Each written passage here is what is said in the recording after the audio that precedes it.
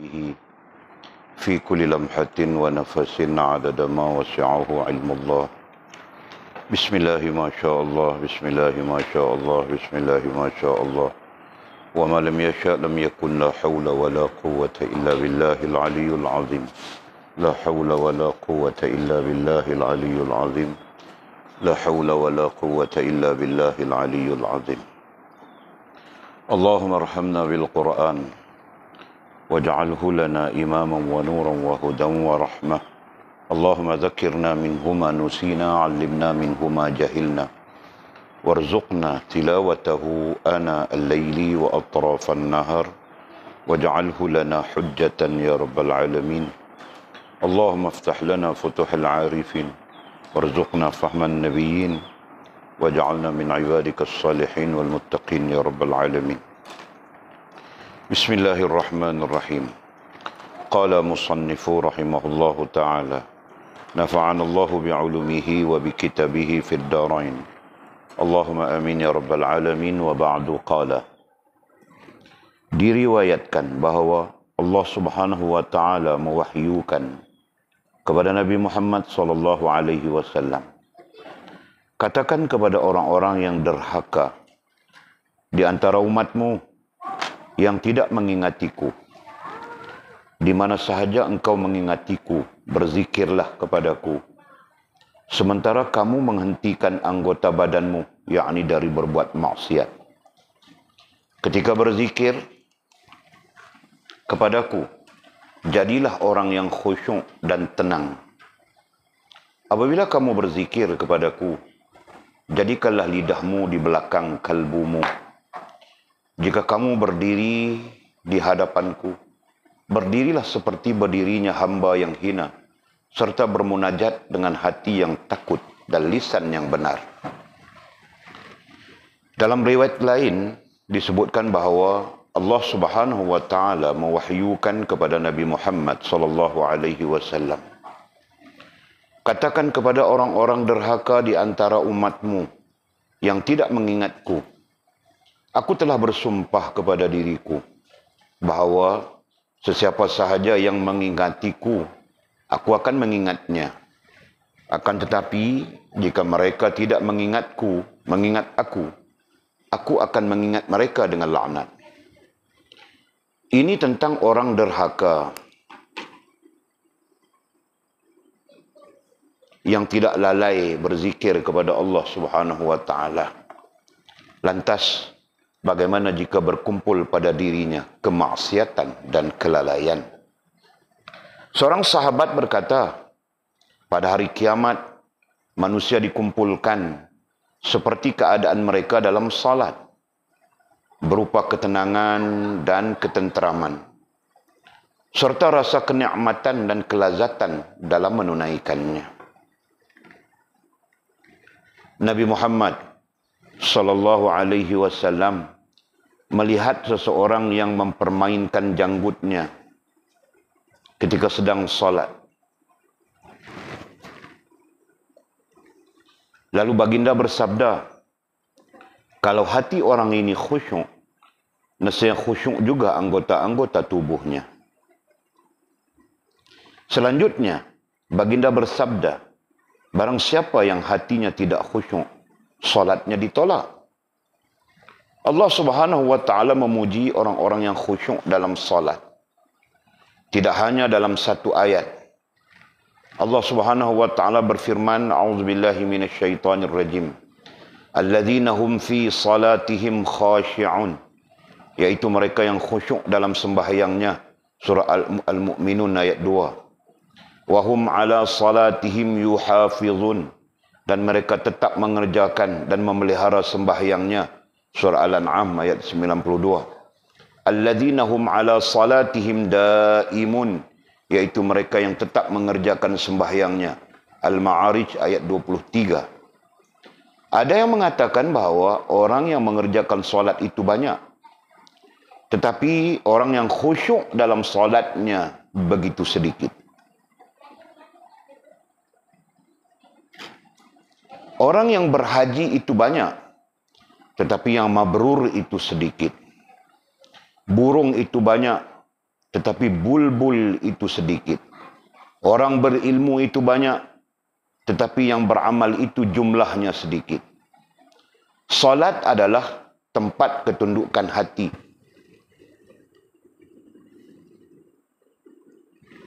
Kepasrahan dan kekhusyukan. Ini adalah tanda diterimanya amalan. Amalan sunnah itu ada syaratnya. Dan penerimaan pun ada syaratnya. Syarat amalan sunnah adalah ditunaikan fardunya.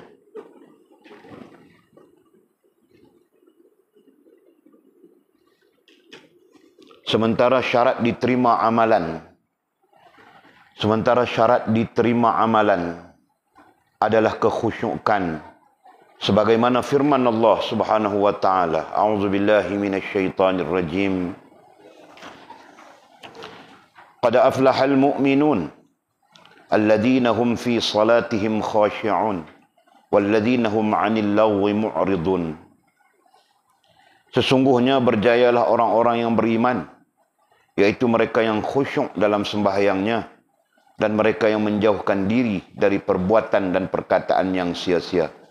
Surah Al-Mu'minun ayat 1 hingga 3. Dan ketakwaan seperti firman Allah Subhanahu wa taala, innama yataqabbalullahu minal muttaqin.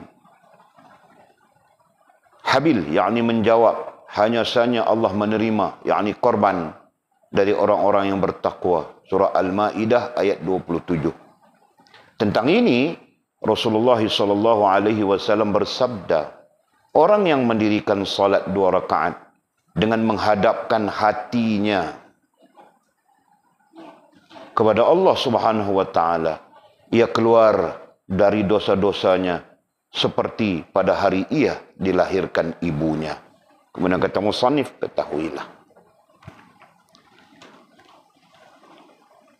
Okey, kita sambung lagi. Topik khusyuk dalam solat. Nah, ini berkaitan dengan kepentingan khusyuk dalam solat sebenarnya. Mudah-mudahan Allah melimpahkan kepada kita ilmu. Kerana hakikatnya, khusyuk dalam solat itu tidak ada fakta yang boleh kita ambil. Kan? Khusyuk dalam solat itu hanya terkait seperti mana yang kita sebutkan rohaniyah. Terkait dengan rohaniyah. Fakta yang ada hanya ilmu. Kan? Selebihnya adalah anugerah Allah Subhanahu wa taala. Ya. Nah, kalau kau mau buat khusyuk, kau tidak boleh buat khusyuk. Betul Mizi? Faham ke? Kau buat macam mana pun kau tidak boleh buat. Betul? Nah, yang ada hanyalah pengetahuan ilmu yang menjurus kepada kekhusyukan. Betul? Nah, selebihnya adalah anugerah Allah Subhanahu wa taala. Faham ke? Okey. Dan kita telah pun berkesimpulannya sedikit sebanyak setakat yang kita telah bincang bahawa khusyuk itu adalah hubungan dengan Allah SWT. Itu kita bincang sudah. Khusyuk itu adalah hubungan. Okey? Dan sisi lain, khusyuk itu adalah nilai. Jelas ya? Nah, jadi ada dua hal sekurang-kurangnya kita bertemu sudah, langsung tidak langsung. Pertama, khusyuk. Khusyuk ya, tentang khusyuk. Tentang khusyuk ya. Nah, pertama kita dapat khusyuk itu adalah hubungan. Ya, nanti kita tafsirkan hubungan ketika solat itu ada hubungan rohaniah. Dia dibawa keluar daripada solat hubungan rohaniah itu misalnya kan. Nah, yang kedua, khusyuk itu adalah apa tadi? Nilai. Nah, hubungan yang kedua khusyuk itu adalah nilai. Nilai dengan maksud solat kita menjadi bernilai di sisi Allah. Dan jika solat kita bernilai di sisi Allah, nanti amalan-amalan yang lain juga menjadi bernilai di sisi Allah SWT. Nah, itu berdasarkan kepada hadis. Jika bagus solatmu, maka amalmu nantinya bagus yang lain. Nah, berdasarkan kepada hadis itu. Okey, dan itu sekurang-kurangnya. Apa ya? sekurang-kurangnya maklumat yang kita dapat kutip ya, secara ilmu. Nah, adapun faktanya, nah dia ada kitab kita itu fakta-faktanya. Okey. Sampai-sampai kita berbincang tentang apa? Solat itu adalah kesatuan hakikat, kesatuan jasmaniah dengan rohaniah, kesatuan rohaniah dengan jasmaniah. Nah, itu pun kita bincang sudah. Ya kan? Mudah-mudahan fakta-fakta ini membantu kita. Okey, kita sambung lagi kata musannif rahimahullah taala. Diriwayatkan bahawa Allah Subhanahu wa taala mewahyukan kepada Nabi Muhammad sallallahu alaihi wasallam. Mewahyukan, apakah itu Al-Quran? Nah, ini bukan Al-Qurannya. Ini adalah hadis qudsi. Allah Subhanahu wa taala mewahyukan kepada Nabi Muhammad sallallahu alaihi wasallam, tetapi tidak datang dalam teks Al-Quran. Lalu dia datang di mana? Dia datang di hadis qudsi. Maka yang kita mau baca ini adalah hadis qudsi. Begitu. Nah, apa wahyunya? Maksud daripada wahyunya, katakan kepada orang-orang derhaka di antara umatmu, wahai Muhammad. Orang-orang, katakan kepada orang-orang derhaka. Itu terjemahan daripada asi. Derhaka, bahasa kita tul, bahasa Arab disebut asi. Dan orang yang melakukan asi itu dipanggil maksiat. Ya. Nah, jadi katakan kepada orang-orang derhaka. Berarti orang-orang yang bermaksiat. Di antara umatmu. Nah, maksiat di sini ada dua. Kita belajar sudah ya, tul. Ya, Mizi, kita belajar sudah kan? Maksiat ada dua bentuknya. Bentuk jasmaniah dan bentuk rohaniah. Ya, bentuk jasmaniah apa, Mizi? Banyak. Nah, kau kasih contoh yang pernah kau terlibat.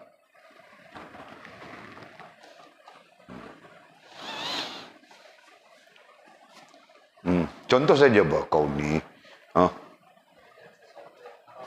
Melihat sesuatu yang haram. Okey bah, itu contoh jasmaniah. Termasuk pegang-pegang anak darah orang, Mizi. Nah, itu termasuk kan? Kan, Mizi kan? Nah, itu termasuk maksiat secara jasmaniah. Pandai, Mizi, bagus. Nah, maksiat secara rohaniah rantau. Nah, membayangkan sesuatu yang haram. Contohnya? Nah, aku tanya buat contoh. Kau kasih satu, Jul kasih satu contoh. Membayangkan apa? Membayangkan punggung. Betul, Pak. Lagi, Jul? Pandai, Pak. Okey, Pak. Nah, berarti haram itu kan? Nah, kalau haram jangan dibuat, Jul. Mizi, rantau. Jangan kau cuba mau bayang-bayang itu, Nah, okey. Nah, itulah contoh maksiat rohaniah, kan? Dan contoh maksiat jasmaniah. Nah, kurang-kurangnya kita ada guide bagi kita faham sudah itu. Okey? Jadi katanya, katakan kepada orang-orang derhaka di antara umatmu yang tidak mengingatiku, yang tidak mengingati solat. Yang tidak mengingati solat. Nanti kita bertindih perkataan di sana. Ya. Yang tidak mengingatiku solat. Nah. Jadi, katakan kepada umatmu, wahai Muhammad, nah, sampaikan pesan, sampaikan peringatan kepada umatmu yang derhaka, yang bermaksiat, ya, yang tidak mengingatiku, yang tidak solat. Nah, ini berarti mungkin dia tidak solat, dia bermaksiat. Paham tak? Atau mungkin dia salat dan dia bermaksiat. Ada juga itu. Okey. Kemudian katanya, di mana sahaja engkau mengingatiku salat. Di mana sahaja engkau mengingatiku salat. Mengingat itu salat, ya. Berzikirlah kepadaku. Nah, berzikir itu menyebut-nyebut nama Allah Subhanahu wa taala secara berulang-ulang. Nah, itu terkait dengan dasar kita belajar itu. Zikir artinya mengeluarkan perkataan, menyebut dengan lidah, menyebut nama Allah SWT dengan lidah kita secara berulang-ulang. Ya kan? Nah. Jadi ada pemaknaan yang wajar pada hadis-hadis ini.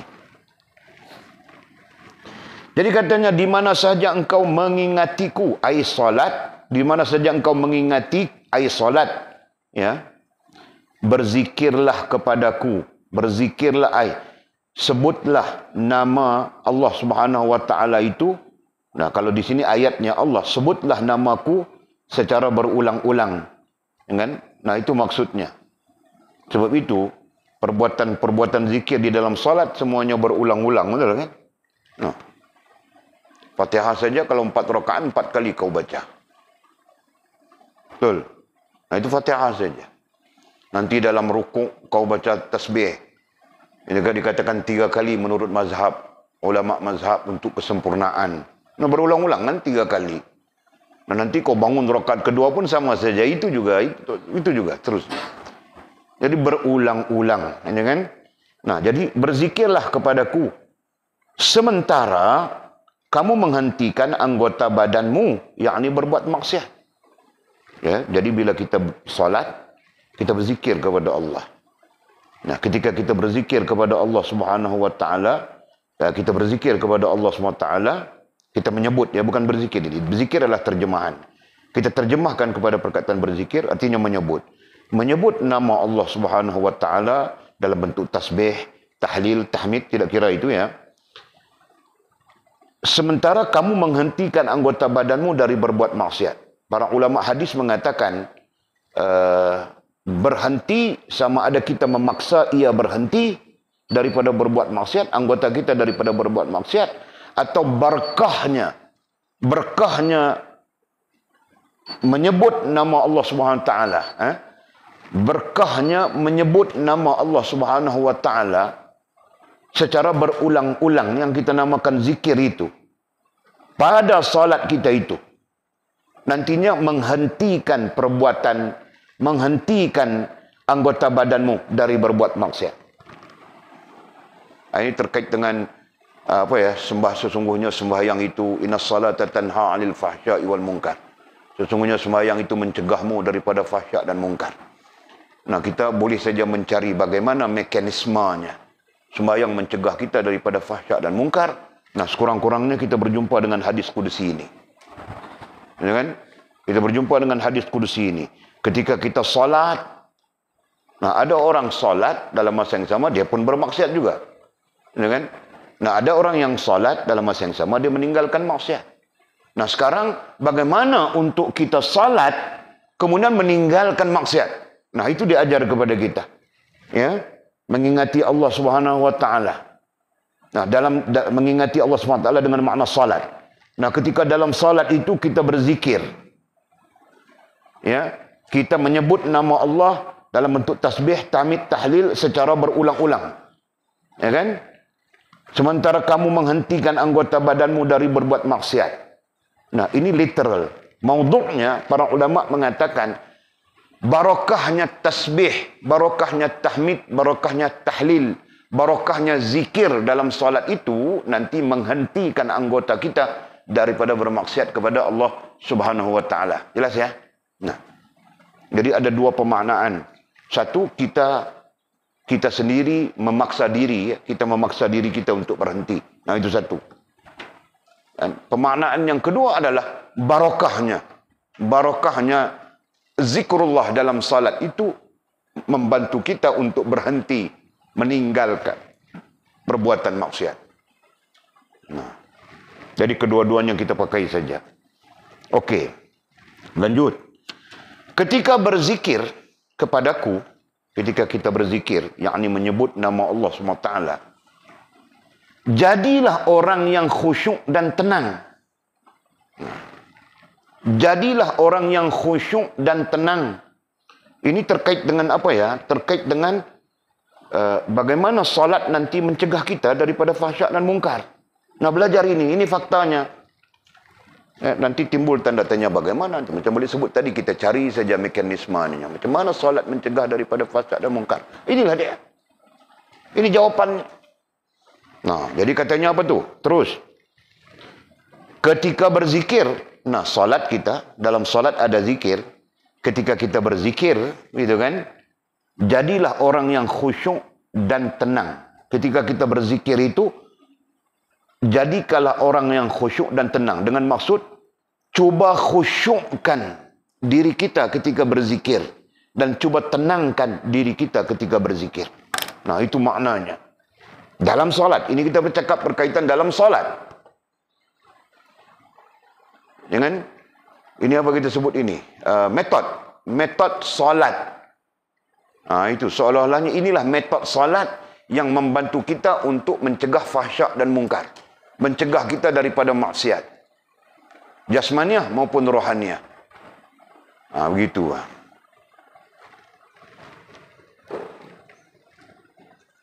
Kita ulang hadisnya ya. Nah, ketika berzikir, ini sama ada dalam solat maupun luar solat. Luar solat kita ambil sebagai hal yang boleh membantu kita juga kan. Tetapi kita sedang bercakap pada sisi hadis tentang solat ini. Jadi katanya ketika berzikir, ketika menyebut nama Allah Subhanahu wa ta'ala, jadilah orang yang khusyuk dan tenang. Cuba kita menyebut nama Allah Subhanahu wa ta'ala itu dengan khusyuk dan tenang. Nah, khusyuk maknanya apa? Nah, khusyuk maknanya hubungan, berhubungan dengan Allah Subhanahu wa ta'ala. Berarti ketika menyebut nama Allah Subhanahu wa ta'ala itu, cuba merasakan kita sedang berhubungan dengan Allah. Gitu kan? Nah, belajar untuk merasakan kita sedang berhubungan dengan Allah Subhanahu wa ta'ala. Nah, contoh macam mana Walid? Nanti ada pertanyaan. Jul yang tanya itu. Macam mana Walid? Macam kita bersama dengan awak kita juga kan? Nah, ketika kita menyebut dia, mana ada kita sebut kelang-kabut. Kita sebut dengan khusyuk. Betul kan, Mizi? Sayang, ayang, mayang. Semua kita sebutkan, Mizi kan? Nah, sarangge. Ya, itu contoh. Nah, semua itu disebut dengan khusyuk. Kau sedar kan, Mizi? Betul, Pak. Kecuali kita orang munafik cinta. Tahu munafik cinta? Nah, ada satu buku, Munafik Cinta. Walid ingat buku apa ni cerita munafik-munafik ini? Aku baca rupanya tentang cinta.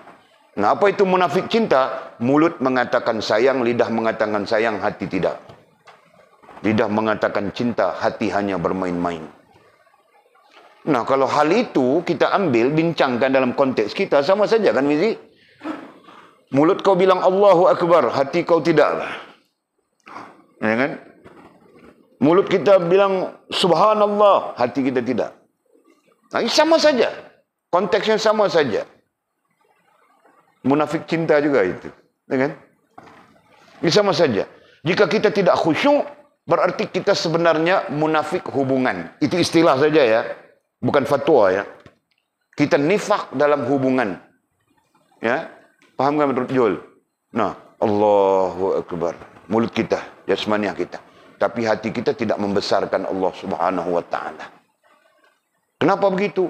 Karena tidak ada inspirasi, rasa besar, rasa agung, rasa hebatnya Allah Subhanahu wa ta'ala dalam rasa dan perasaan kita. Boleh faham ke, Jul? Nah, itu contoh saja boleh sebut. Nah, sebab itu kata musannif, jadilah orang yang khusyuk dan tenang ketika kita menyebut nama Allah, khususnya di dalam salat. Nanti kita pakai saja di luar salat pun sama saja. Ketika menyebut nama Allah SWT, jadilah orang yang khusyuk.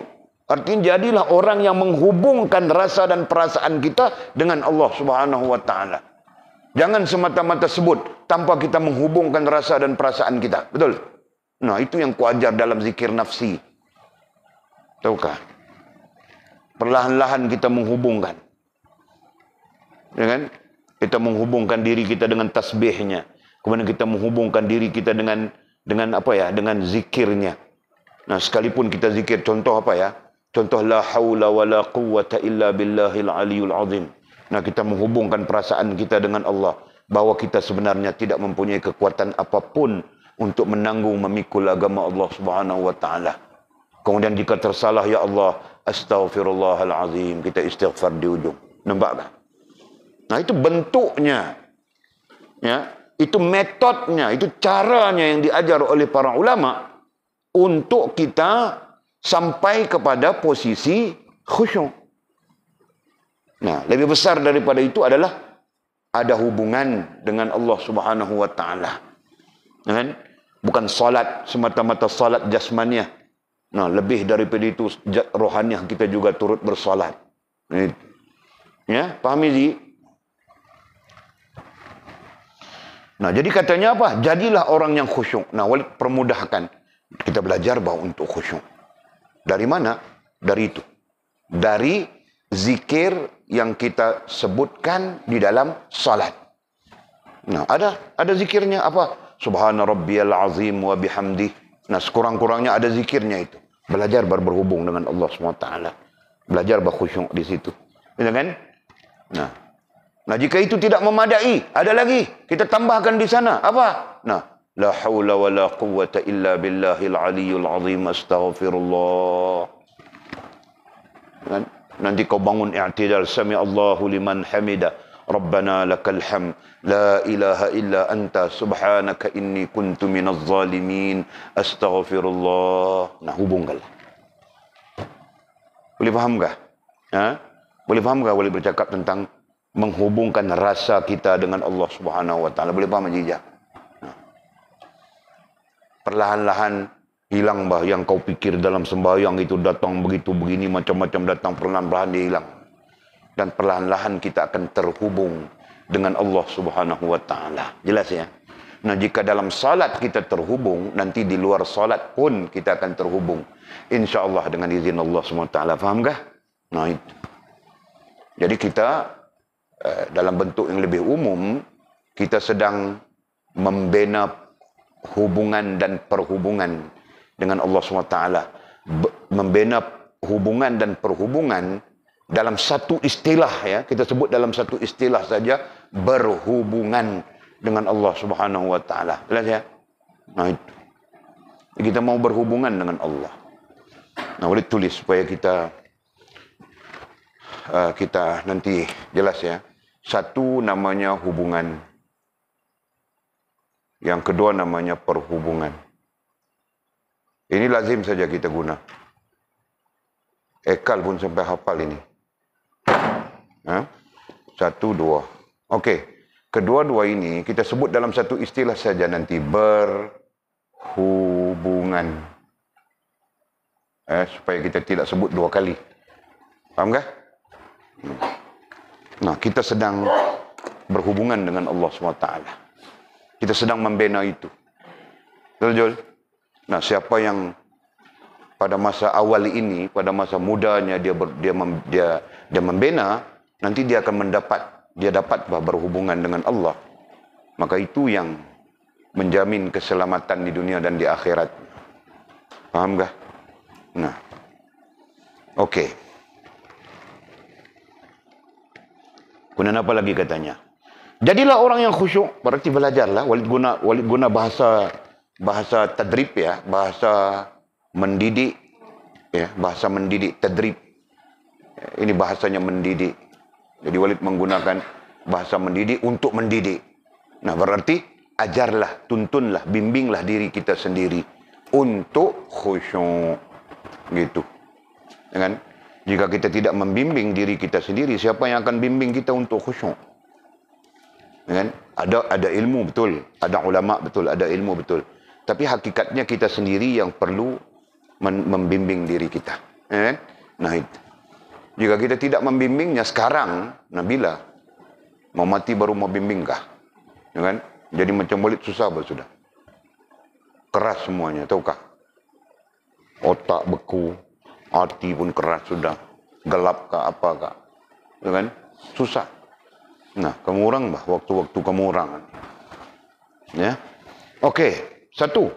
Yang kedua katanya dan tenang. Tenang dalam terjemahan mudah kita adalah jangan kelang kabut. Itu terjemahan mudah kita. Ya. Sampai-sampai para ulama fiqh, para ulama fiqh mengajarkan kita untuk bertenang-tenang dalam melakukan ibadah. Mereka meletakkan apa? Tama'ninah. Nah, tama'ninah itu antara lain maknanya adalah bertenang. Ya kan? Nah, itu sisi fiqahnya ya, sisi ulama fiqah. Okey. Dan tenang, nah itu pun perlu diajar juga, bah. Perlu dididik, perlu dibentuk diri kita, dibimbing. Jangan kelang kabut, bah. Tenang saja. Subhana rabbiyal azim wa bihamdih. Subhana rabbiyal azim wa bihamdih. Subhana rabbiyal azim wa bihamdih. Nah, kau sebutnya dengan khusyuk dan tenang. Khusyuk artinya menghubungkan perasaanmu dengan Allah. Tenang artinya jangan kau kelang kabut. Itu kan? Nah, nanti selepas selesai 3 kali kau menyebutnya, kau pun menyambungnya lagi. La haula wa la quwwata illa billahil aliyyul azim. Sebut dengan tenang. Jelas ya? Nah, nanti luar dari solat pun sama saja. Sebut dengan tenang. Subhanallah, subhanallah, subhanallah, subhanallah. Jangan mu kasih cepat habis saja. Oh, ini 10 minit makannya, aku mau buat 5 minit saja. Dapat buat 5 minit, aku mau buat 3 minit saja. Subhanallah. Nah, bunyinya macam itu. Buat apa? Ya kan? Nah, ini tidak membantu kita. Tidak membantu kita untuk mencapai tujuan. Ya, mencapai tujuan yang kita sebutkan. Nah, jika tujuannya khusyuk, tidak membantu kita untuk khusyuk. Jika tujuannya tenang, tidak membantu kita untuk tenang. Faham tak? Nah, itu. Jadi mulai malam ini, Walid pun mulai malam ini mau belajar juga, Abah. Mau buat juga ini. Kan? Mau latih juga ini. Mau latih juga tenang saja. Sembahyang Isya. Orang sembahyang 5 menit, kita sembahyang 25 menit. Tenang saja. Boleh tak? Nah, sepatutnya kita melatih diri kita kan. Ini kadang-kadang imam pun fikir, aku lambat nanti makmum marah aku pula. Makmum lapar nasi sudah. Nah, aku pun laju-laju saja. Ha? Nah, contoh ya, boleh sebut contoh. Nah, apapun keadaan, hal ini perlu dibentuk, dididik, ya, dibina pada diri kita. Perlu. Nah, apalagi melalui solat. Ya, kita baca hadis ini tentang solat ini. Nah, itu. Nah, mudah-mudahan daripada solat, jika kita berjaya membentuknya, membinanya di dalam solat kita, nanti di luar solat itu dengan sendirinya berlaku. Faham enggak? Nah, kita pun sebut nama Allah saja khusyuk. Khusyuk itulah nanti membawa kita kepada ketenangan. Ala tatma'innal qulub illa bidzikrillah. Tidak ada yang menenangkan hati melainkan dengan mengingati Allah Subhanahu wa taala. Nah, makna umumnya adalah berhubungan dengan Allah Subhanahu wa taala, gitu kan? Nah, mau sampai kepada ketenangan hati bagaimana kalau kita sendiri pun tidak ada hubungan rasa dengan Allah Subhanahu wa taala dan kita sendiri pun tidak tenang dengan apa yang kita sebutkan. Betul kan? Kalau kabut saja macam mau bom mau meletup saja. Ha? Nah, kalau mau berak dulu. Kau jangan zikir mau kasih habis ni, mau berak ni, mau kasih habis, mau berak ni. Makruh bah menurut pendapat ulama, betul kan? Nah, kau pergi berak dulu bah. Lepas berak kau ambil wuduk, nah zikir semula dengan keadaan tenang. Sambil menghubungkan rasa dan perasaan kita dengan Allah SWT. Nah, ini dalam solat ya. Ini kita bercakap dalam solat. Pada memberi pemaknaan jelas. Firman Allah Subhanahu wa taala, sesungguhnya salat itu mencegahmu daripada fahsya dan mungkar. Jelas ya? Nah, itu. Okey. Apabila kamu berzikir kepadaku, nah, apabila kamu berzikir dengan makna menyebut, ya, zikir dengan makna menyebut. Apabila kamu berzikir kepadaku, ay Allah SWT di situ ya. Jadikanlah. Ketika kita berzikir kepada Allah, kalau tadi jadilah orang yang khusyuk dan tenang. Satu hal ya. Sekarang metode yang sama, metode mengiringi ya. Apabila kamu menyebut nama Allah SWT, tasbih, tahmid ataupun tahlil dalam solat itu, jadikanlah lidahmu di belakang kalbumu. Jadikanlah lidahmu, disebut lidah karena lidah yang menyebut zikir itu. Adapun lidah itu adalah bagian daripada jasmaniyah. Jelas ya? Bagian daripada jasmaniyah. Kemudian katanya di belakang kalbumu. Kalbu terjemahan daripada hati. Ya, hati terjemahan daripada kalbu. Istilahnya di sini adalah kalbu, hati. Nah, lidah itu mewakili jasmaniyah, hati itu atau kalbu itu mewakili rohaniyah. Babit di situ betul.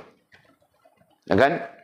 Jadi katanya lidahmu, katanya lidah ai jasmaniyahmu, di belakang kalbu ai rohaniyahmu.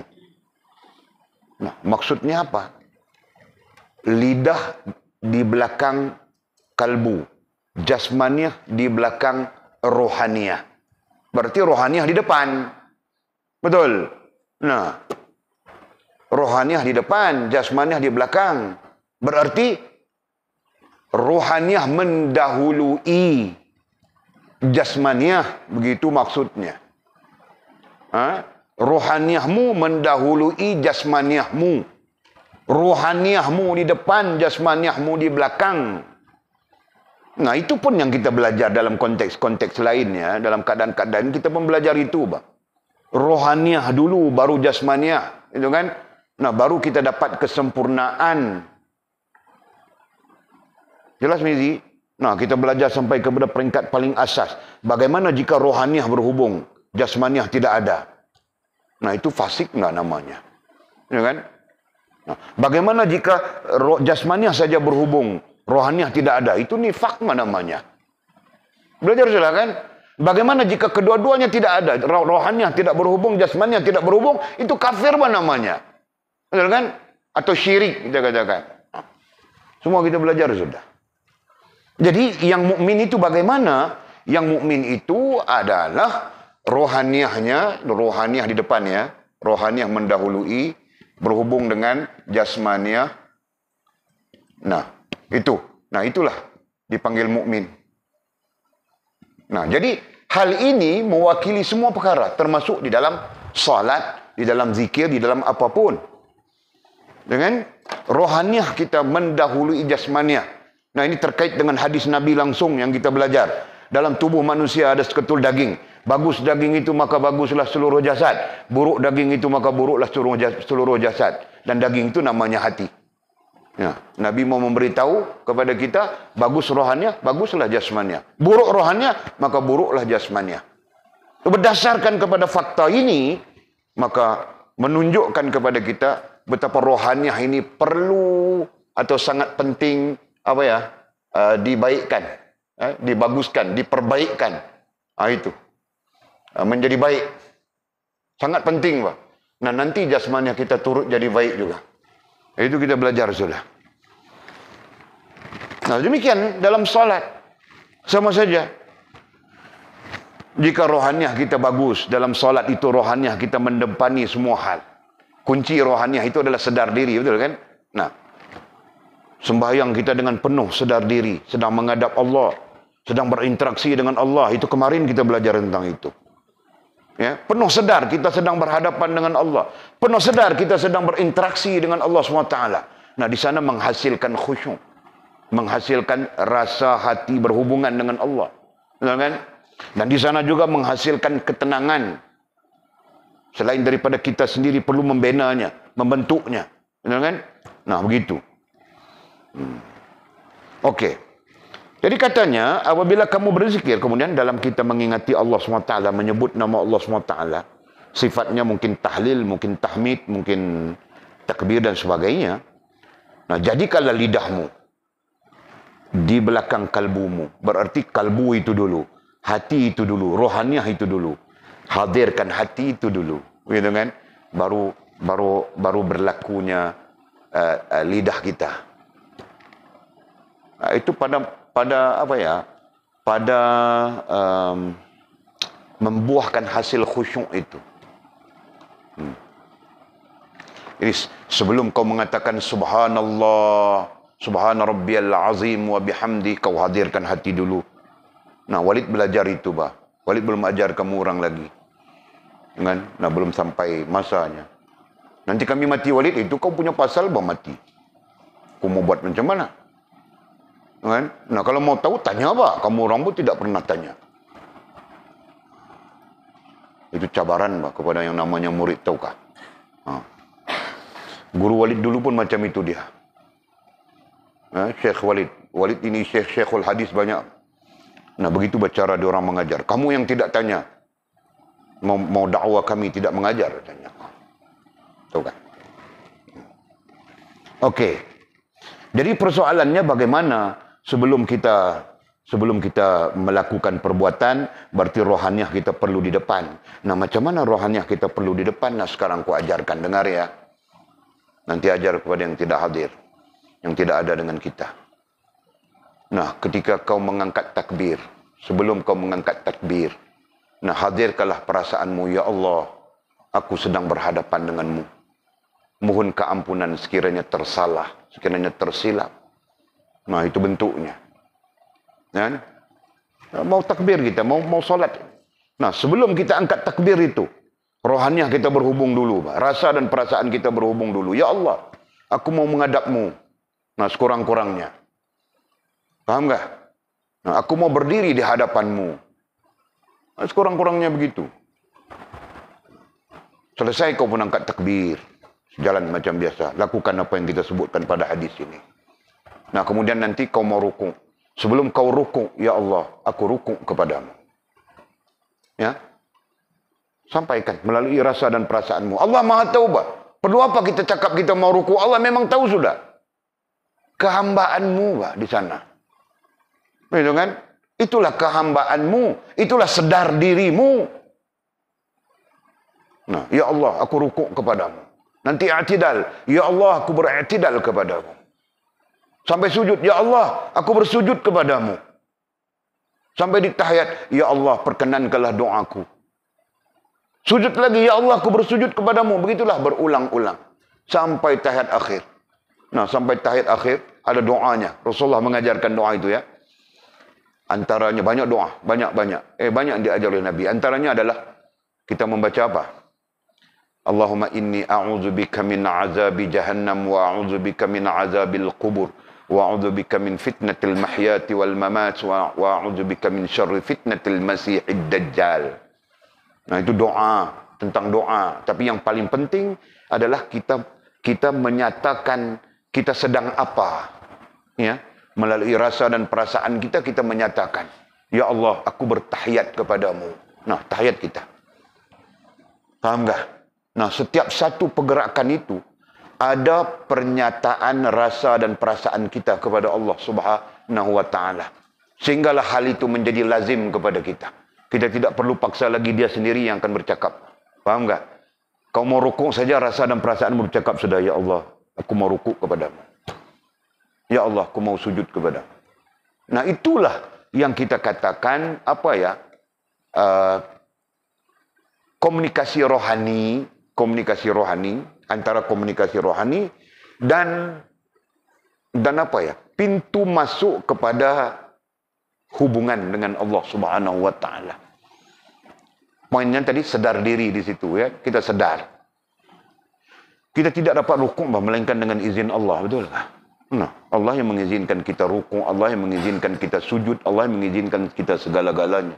Justru kita minta dulu kepada Allah. Paham tak?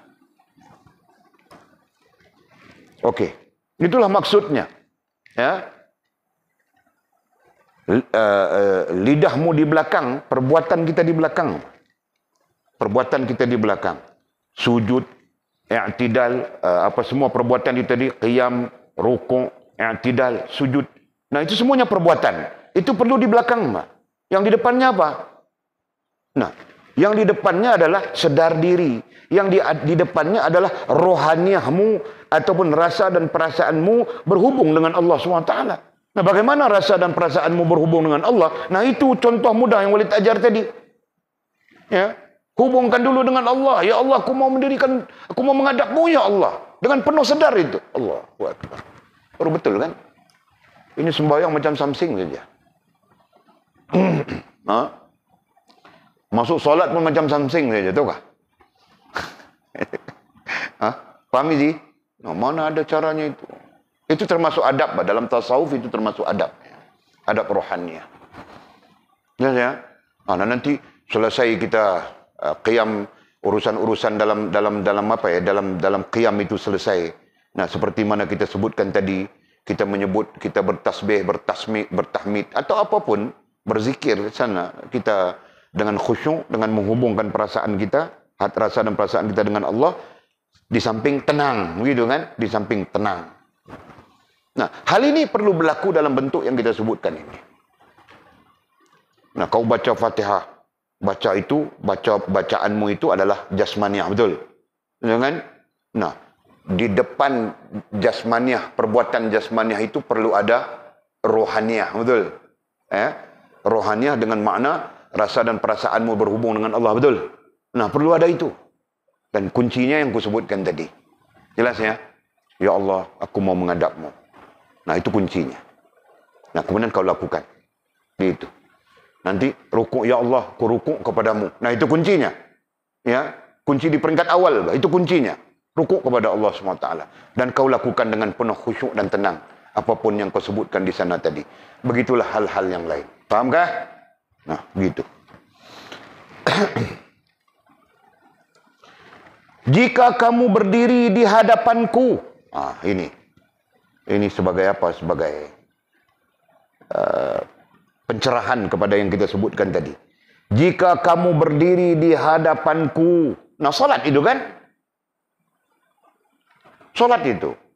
Jika kamu berdiri di hadapanku, berdirilah seperti berdirinya hamba yang hina. Nah, bukankah tadi ku sebut sudah? Ya Allah, aku ingin menghadapmu. Ya Allah, aku mau menghadapmu. Nah, kami terjemah dengan aku kerana itu perkataan kita. Tapi dalam kebanyakan para ulama ahli kerohanian dia tidak menterjemahkan aku. Mereka menterjemahkan dengan hamba. Nah, itu terbaik jika kita mau bawa dengan ya Allah, hamba ingin menghadapmu ya Allah. Nah, itu lebih bagus. Ya kan? Nah, mula-mula memang sekejap hamba, sekejap aku, sekejap hamba, sekejap biarlah. Lama-kelamaan dia akan betul. Ya, Zul. Yang penting rasa dan perasaan kita itu terhubung betul. Ini mau sembahyang saja teringat teh tarik menggigau. Mana? Berarti rohaniah kita berhubung dengan teh tarik menggigau dan orang yang menjual teh tarik menggigau itu. Menjual bukan berhubung dengan Allah SWT, rugi bagi kita. Ha? Okey. Jika kamu berdiri di hadapanku, ai salat. Babitnya. Ya. Jika kamu berdiri di hadapanku, ai salat, berdirilah seperti berdirinya hamba yang hina. Nah, kita berdiri seperti hamba yang hina. Hina di sini bukan bermaksud kutip sampah, makan sampah. Bukan maksudnya itu. Hina di sini bermaksud merendah diri. Itu yang kita maknakan sedar diri. Sedar siapa kita kan? La haula wa la quwwata illa billahil aliyyul azim. La ilaha illa anta subhanaka inni kuntu minaz zalimin.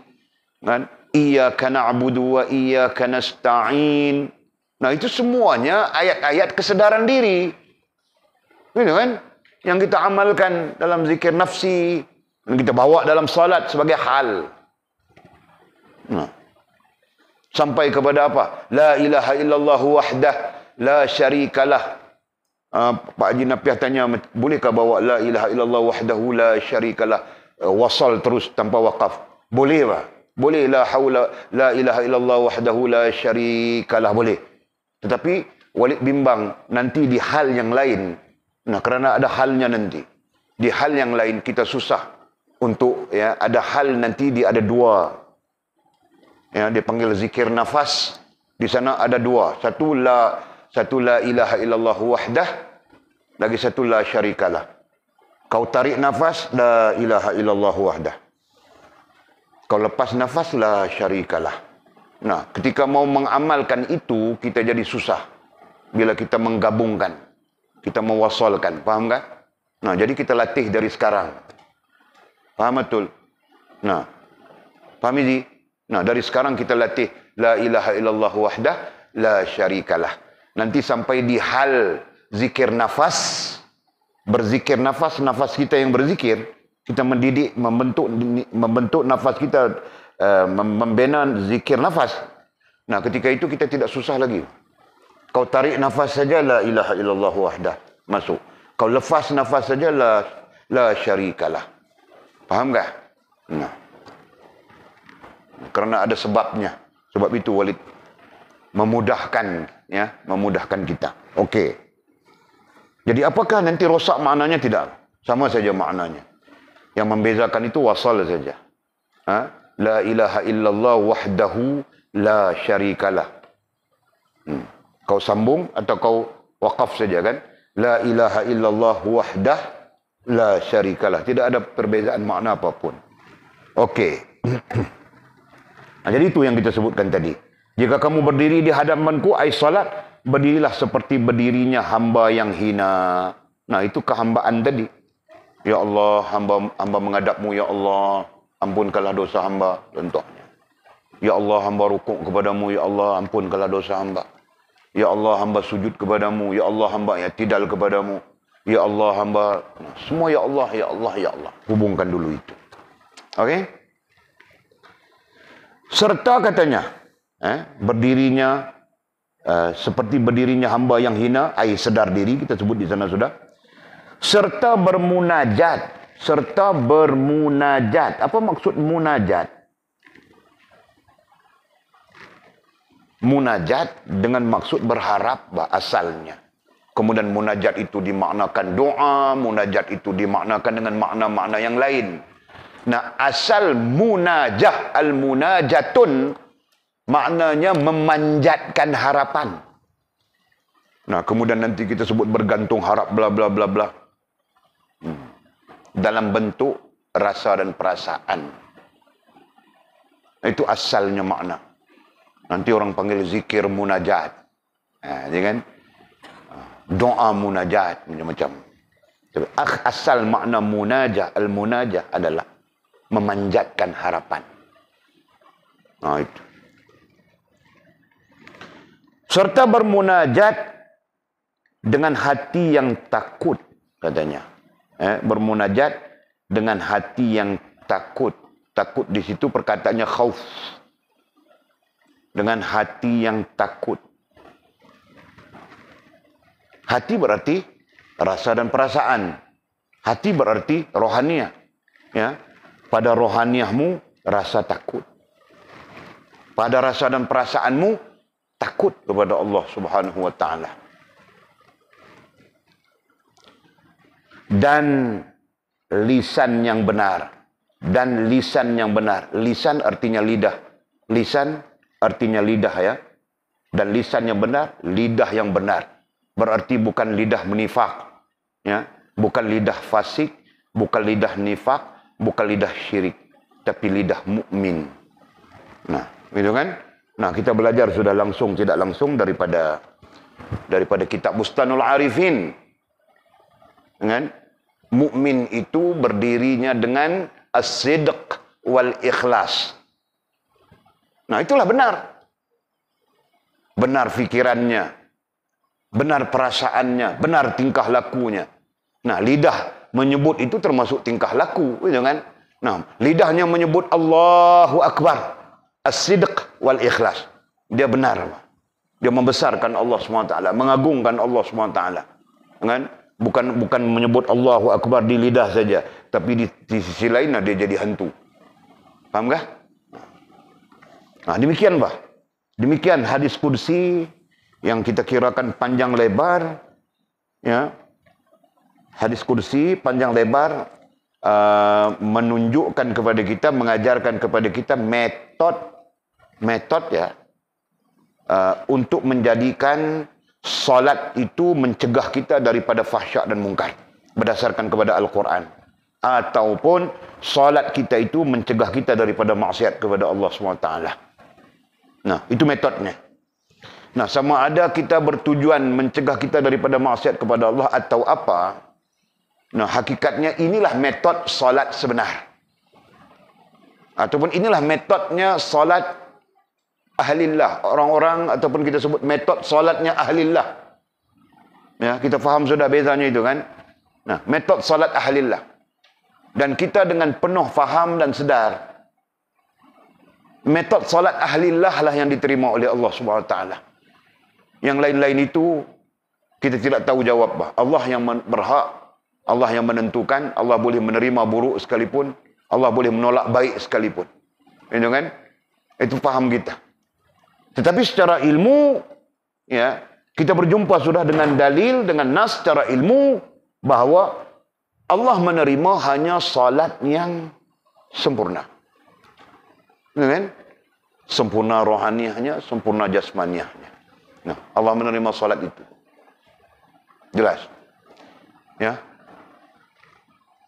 Nah, kalau begitu salat yang tidak sempurna bagaimana? Nah, tertakluk kepada Allah. Kita mana tahu kan? Secara ilmu, nah begitu saja.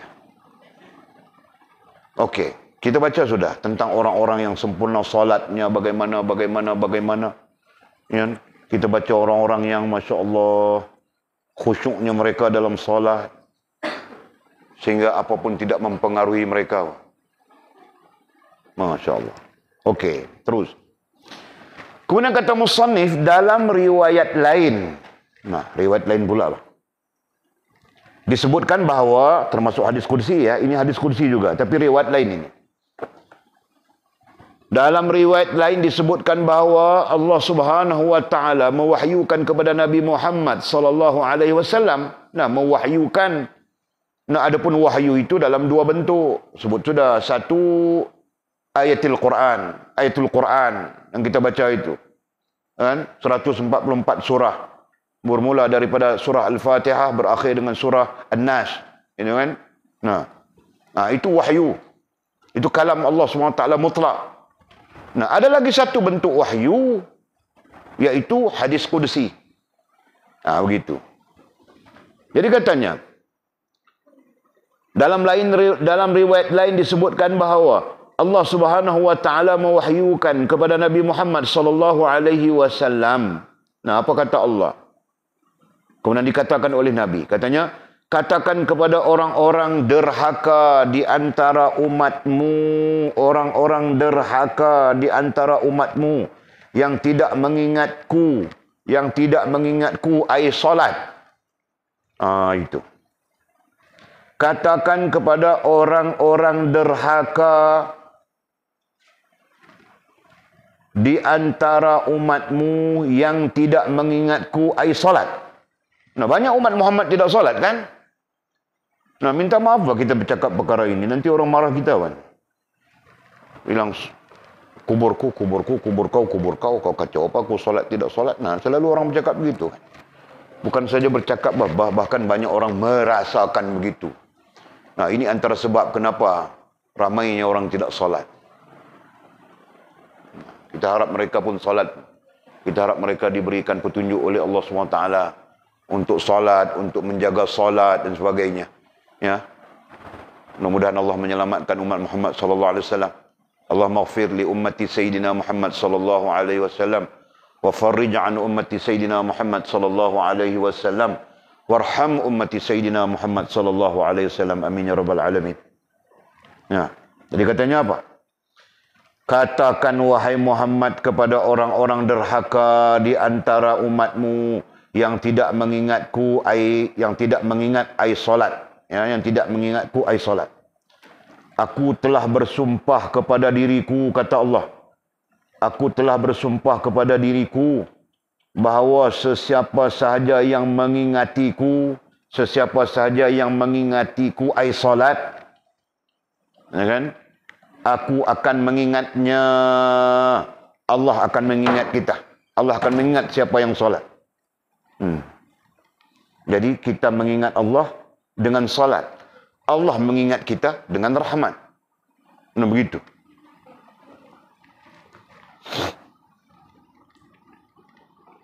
Kita mengingat Allah dengan salat.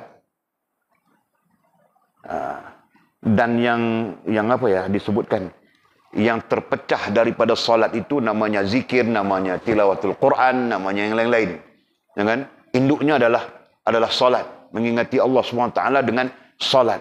Sebab itu orang yang tidak solat, yang lain-lain itu tidak bermakna apapun. Ya, tidak menjadikan perhubungan dengan Allah SWT pun. Nah begitu. Okey. Aku telah bersumpah kepada diriku, kata Allah. Barang sesiapa sahaja yang mengingatiku, ai salat, aku akan mengingatinya, ai memberi rahmat. Akan tetapi jika mereka tidak mengingatku, jika mereka tidak mengingat aku, ai salat, ya. Akan tetapi jika mereka tidak mengingat ai salat, mereka tidak salat, aku akan mengingat mereka dengan laknat. Aku ai Allah di situ ya. Aku ai Allah di situ. Akan mengingat mereka dengan laknat Allah. Ini warning. Tahu tak? Ini warning. Amaran. Allah kasih amaran. Ya, melalui hadis qudsi. Dituturkan oleh Nabi SAW. Tidak dinisbahkan kepada Al-Quran. Kasih amaran. Orang yang tidak salat, Allah perhati juga, Pak. Allah ingat juga, tapi dengan laknat. Ya kan? Nah, laknat nantinya terjadi di bawah laknat itu nantinya kesusahan, kepayahan, musibah, bencana, bala dan sebagainya. Itu yang terjadi. Ya kan? Nah, orang yang salat, orang yang mengingati Allah dengan salat, nah nanti Allah SWT pun mengingatinya dengan rahmat. Nah, Allah memberi dia rahmat, ketenangan, kemudahan dalam hidup, tidak kalang kabut, ya kan? Nah, Walid cakap sudah kemarin dulu, yang mudah itu hidup itu mudah saja, ya kan? Yang susahnya adalah gaya hidup, ya kan? Nah, jadi Allah menjadikan kita dengan rahmatnya, Allah menjadikan kita tidak tertarik dengan gaya hidup orang, ya kan? Kita tidak tertarik dengan gaya hidup orang. Kita dengan cara hidup kita saja, betul kan? Nah, itu tidak memayahkan. Cara hidup kita bukan susah. Susahkah cara hidup kita, Mizi? Pucuk paku bawah itu ada, pucuk ubi sana ada, pucuk ketom sana ada. Apa payah?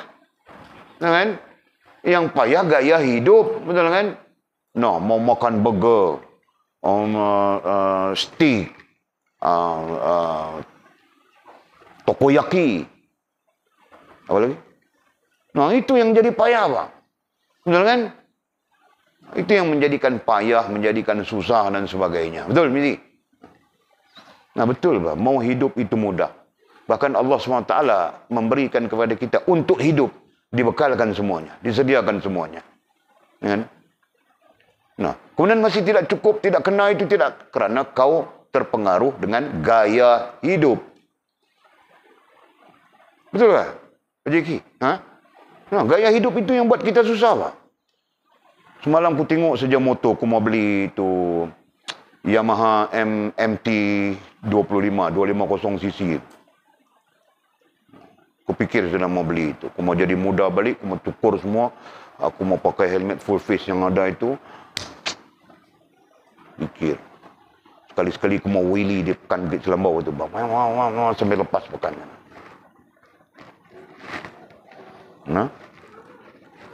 Nah, sekali mamamu bising tadi.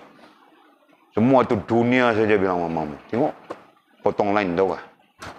Semua itu dunia saja bilangnya. Dia pun keluarkan ayat. Hidup itu mudah. Yang susah itu gaya hidup. Kenal sudah aku. Betul kan? Kalau beli Jul, bulan-bulan kena bayar. 500 kah? 1000 kah? Betul kan? Nah, kalau kabut mau cari duit bayar itu pula. Mau kerja macam itu, kerja macam ini. Susah kan? Nah, tak payah. Betul lah. Nanti kalau aku pergi kerja guard susah kan? Mau bayar motor kerja guard pun. Tua-tua mau buat kerja apa lagi? Kerja guard di asrama Indun.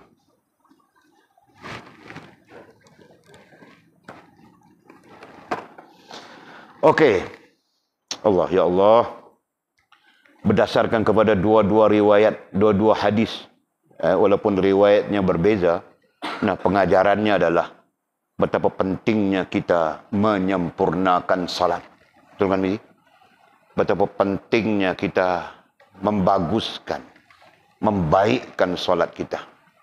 Nah, berdasarkan kepada dua-dua hadis dan dua-dua riwayat yang kita baca tadi.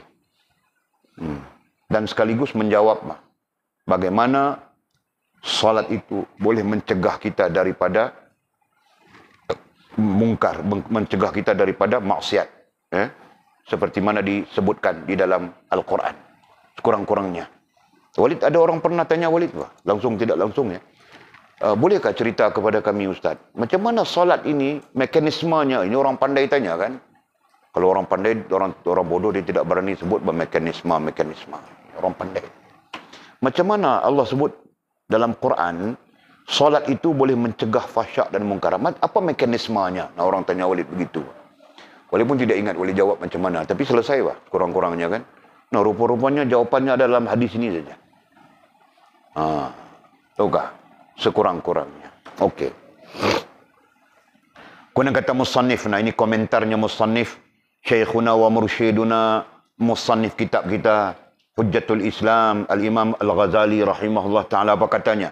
Ini tentang orang derhaka yang tidak lalai berzikir kepada Allah subhanahu wa ta'ala katanya. Jadi katanya, ini tentang orang derhaka. Ya. Ataupun derhaka maknanya daripada perkataan asi, orang yang maksiat, orang yang melakukan maksiat, kan?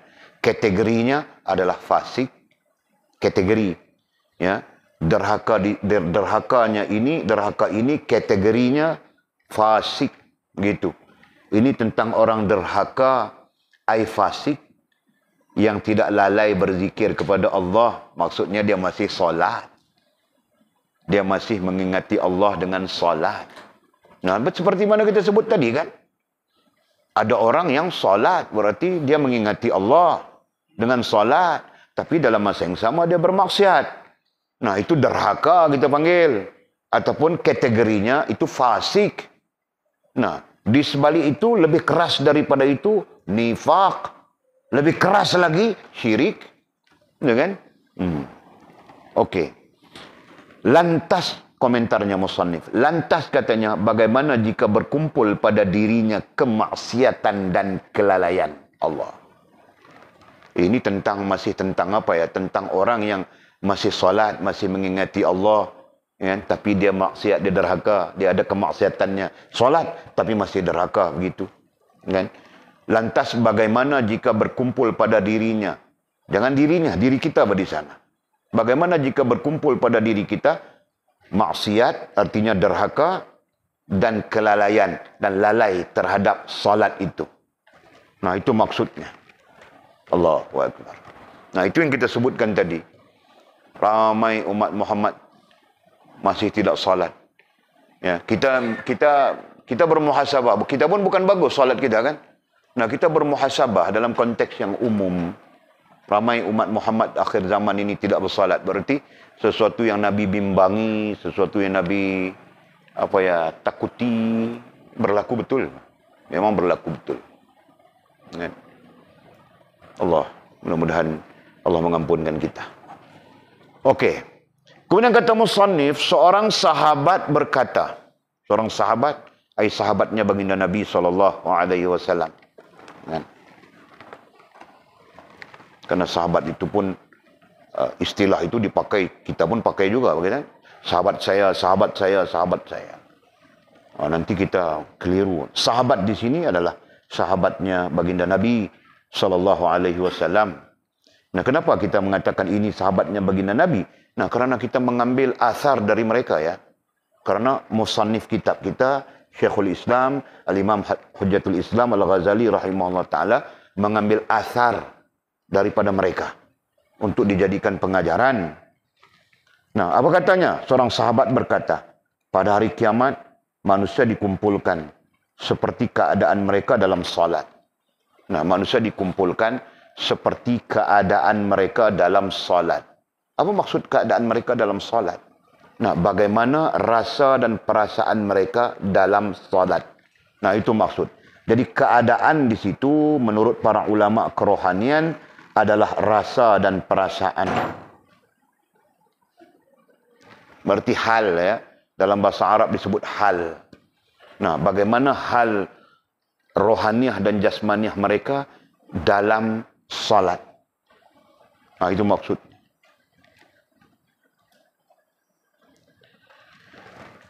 Berupa ketenangan dan ketenteraman. Berupa ketenangan dan ketenteraman. Maksudnya, sejauh mana kita tenang dan tenteram ketika mendirikan salat. Sejauh mana rohaniah kita dan jasmaniah kita tenang dan tenteram ketika mendirikan salat. Ataupun sebaliknya. Nah, sebaliknya apa? Kelang kabut saja. Macam mau lari saja. Kan? Sampai-sampai salatnya tidak tenang, rohaniah dan jasmaniah. Khusyuknya ke laut. Kan? Salatnya macam mau lari saja. Macam syiddatul khauf saja misalnya. Itu. Okey. Jadi katanya berupa ketenangan dan ketenteraman serta rasa kenikmatan dan kelazatan dalam menunaikannya. Jadi hasil daripada ketenangan, ketenteraman itu nanti membawa kita kepada rasa kenikmatan. Ya kan? Nanti rasa kenikmatan itu dibahaskan ya, dibincangkan kata para ulama adalah yang dimaksudkan dengan rasa kenikmatan itu adalah rasa indah, rasa bahagia, rasa seronok ya dalam mengenang Allah Subhanahu wa taala. Gitu kan? Rasa kenikmatan dan kelazatan itu tergabung sekali dalam menunaikannya. Kalau ditanya macam mana contoh Walid yang dikatakan kenikmatan kelazatan dalam menunaikan solat atau dalam hal-hal mengingati Allah SWT. Macam orang bercinta sembang telefon mah. Kan? Nah, orang bercinta sembang telefon itu sampai terbakar telefon, kau tahu tak? Dia masih belum habis syok lagi, kan? Nah, terbakar telefon, bateri panas, terbakar telefon. Nah, jika top up RM50 satu malam pun, dia tidak sedar, dia habis RM50 begitu saja. Tahu tak? Itulah. Kenapa ya? Kerana dia merasakan satu istilah apa? Asyik. Ya kan? Itu istilahnya. Ya, kerana dia merasakan asyik, keasyikan. Jadi kenikmatan, kelazatan itu disabitkan dengan keasyikan. Itu. Dalam menunaikan solat itu. Belum sampai lah. Ya, kalau tanya Walid pun jauh langit dengan bumi saja. Mana ada asyik solat?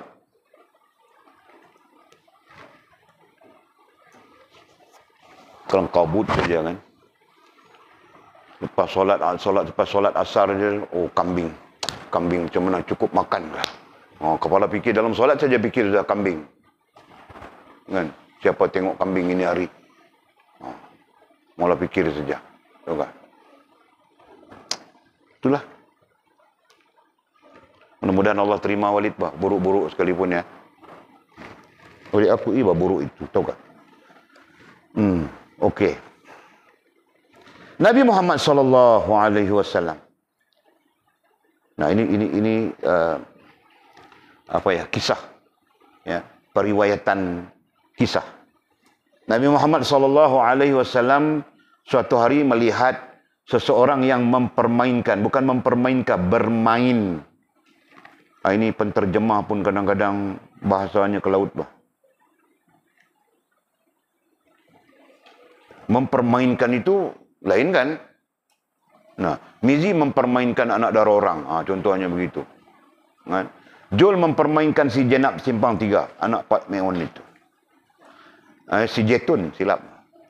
Rantau pun mempermainkan si Jenab.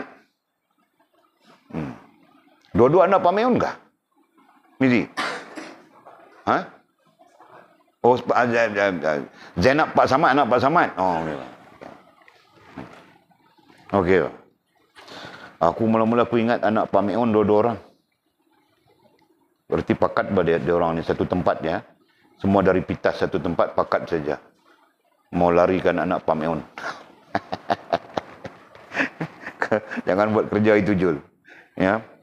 Kita tidak ada duit, kita jual angsa. Kita jual kambing, kita jual ayam piru. Okey. Nabi Muhammad sallallahu alaihi wasallam melihat seseorang yang bermain janggutnya ketika sedang solat. Nah, mungkin dia sedang solat kan dia main saja janggut dia begini. Ya kan? Lalu baginda bersabda, Nabi melihat orang itu dan baginda Nabi SAW bersabda, kalau hati orang ini khusyuk, katanya, kalau hati orang ini, orang yang bermain janggut itu khusyuk, nah saya khusyuk juga anggota-anggota tubuhnya. Nah, jadi perkataan khusyuk itu mempengaruhi. Kalau hati orang ini khusyuk, artinya berhubungan dengan Allah, ya, berhubungan dengan Allah SWT. Dan saya khusyuk juga anggota-anggota tubuhnya. Anggota tubuhnya pun berhubungan dengan Allah SWT. Nah, itu makna mudahnya. Ya, bukan melihat sisi kelemahan orang itu main janggut, bukan. Sisi kelemahan itu setiap orang ada kelemahannya, bukan? Bukan takat main janggut, kadang-kadang korek sana, korek sini, gagau sana, gagau sini ketika solat, kan? Nah, itu kita, Walid pernah tengok orang tua solat tarawih, Walid datang belakang, digagaunya talur orang lain, tahu tak? Orang tua sudah itu. Masya Allah. Orang itu sedang sujud. Nah, dia datang dia pun mau sujud. Ketika dia mau duduk sujud dirabanya talur kawannya sebelah itu. Boleh tengok dari jauh. Astagfirullahaladzim. Dalam solat ini main-main dalam solat. Itu orang tua-tua. Masya Allah. Dia mungkin picit talur kawannya kan. Melompat kawan itu bah. Kawan itu sedang sujud tidak. Allah ya Allah. Astagfirullah. Nah, itu tentang apa ya? Tentang keadaan-keadaan dalam solat. Nah, pengajaran besar pada hadis ini adalah pertama khusyuk. Tahu sudah kita, ya, menghubungkan rasa dan perasaan kita dengan Allah. Metodnya kita belajar sudah tadi satu persatu. Okey? Yang keduanya kata Nabi SAW, apabila khusyuknya hati, berarti rasa dan perasaan itu berhubungan dengan Allah. Nanti khusyuklah anggota badan kita yang lain. Khusyuklah jasmaniah kita. Apabila khusyuknya rohaniah kita, nanti khusyuklah jasmaniah kita. Nah, itu maksud hadisnya. Jadi kita nanti mungkin kita tertanya-tanya saja, macam mana mau khusyuk? Macam mana mau khusyuk? Nah, inilah jawapannya. Kadang-kadang kita bertanya tapi tidak belajar. Ya kan? Kadang-kadang bertanya orang yang menjawab pun dia pun tidak belajar misalnya kan. Nah, dia pun pening juga, Pak. Nah, sekurang-kurangnya kita berjumpa dengan fakta. Ulama mengajar kita. Hadis Nabi SAW mengajar kita tentang bagaimana mau khusyuk dalam salat. Ya kan? Nah. Allah.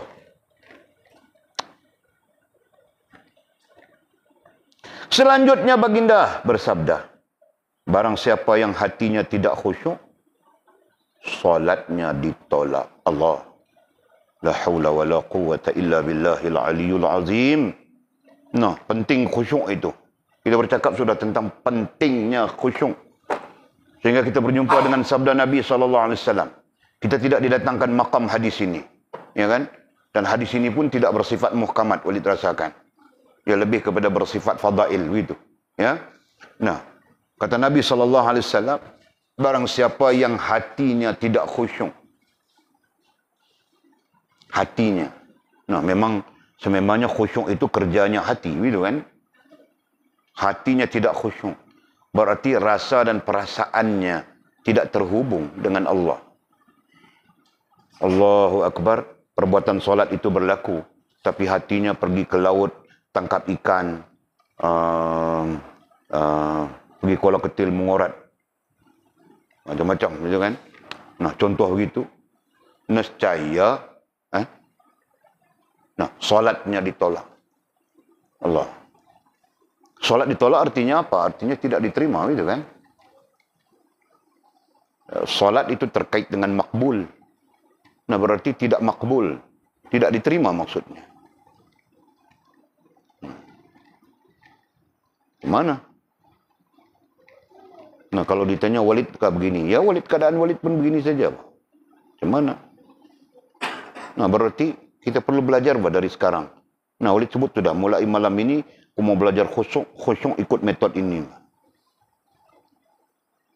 Walaupun metod ini Walid sebut sudah kepada kamu orang, melalui zikir nafsi, begitu, begini, sebagainya. Nah, Walid sendiri pun malam ini mau belajar, mau khusyuk. Betul kan? Juga tidak tertolak saja solat kita. Nah, kita perlu rasa takut, kan? Apalagi yang kita ada, Jul, alat untuk berhubungan dengan Allah. Ini kita belajar tentang Allah terima tidak terima diri kita ini. Jangan main-main. Ya, kalau kita bercakap dari sudut kerohanian, Allah tidak menerima diri kita, ini sesuatu yang sangat-sangat berbahaya dunia dan akhirat. Allah, ya Allah. Nah, jadi justru kita mau Allah SWT menerima salat kita bagaimana? Nah, kita perlu kepada khusyuk. Mau khusyuk bagaimana? Perlu rohaniah kita berhubungan dengan Allah. Nah, mau berhubungan rohaniah kita dengan Allah bagaimana? Perlu sedar diri. Perlu kepada sedar diri. Sedar diri itu kuncinya, betul kan? Mau sedar diri itu bagaimana? Perlunya apa, Jul? Nah, perlu kepada ilmu. Nah, ada sudah jawaban kita. Jadi itulah strukturnya untuk sampai kepada Allah menerima diri kita, betul kan? Okey. Kemudian kata musannif, Allah memuji orang-orang yang khusyuk dalam salat. Ya. Tidak hanya dalam satu ayat, ada banyak ayat. Allah Subhanahu wa taala memuji orang-orang yang khusyuk dalam salat. Nah, itu kita sambung pada hari akan datang, wallahu a'lamu bishawabihi au kama qala.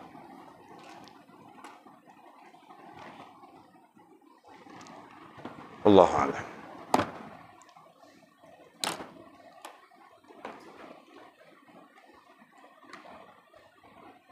Ada soalan kah?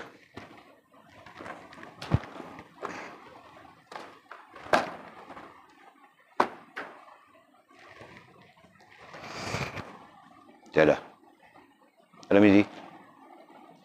Ini hari kau buat kerja apa Mizi? Pagi?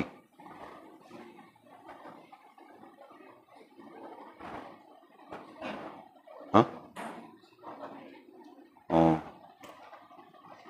Jul pun sama juga. Tadi kau pergi ambil kereta kah? Tadi kau pergi ambil kereta di sana kah? Dekat Amek dah. Amek datang sendiri. Amek datang sendiri. Oh. Okey. Besok pagi kita ada kerja. Okay.